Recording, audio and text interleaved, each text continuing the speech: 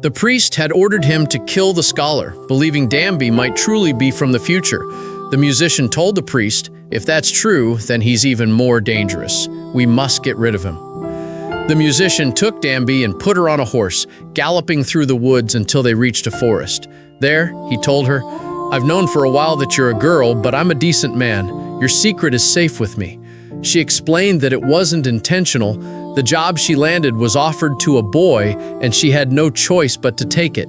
Meanwhile, back in the palace, the high priest tried to convince the king that everything Danby had taught them must be destroyed, especially the new written language she was developing. They had to stick to tradition and eliminate the boy's influence, but the king couldn't accept that. He left the palace on horseback, searching for her.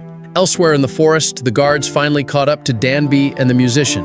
He let her escape and stood in their way, fighting them off until the queen herself appeared, her feet bleeding. She had run all the way there, desperately searching for them. Danby kept walking along the road until she reached a fork and didn't know where to go. Then she remembered something the king once said, that the sun is Hoseon's clock, so she followed the sunlight until she reached the sea. And there the king was already waiting for her. That night, they sat side by side watching the stars. She told him, "In the future, we don't see stars like this, only the brightest ones." He replied, "Look now, the only stars you're seeing are the ones you choose to see. But if you stop and look closely, you'll start to see more. Those stars were always there. They just didn't appear until you decided to see them.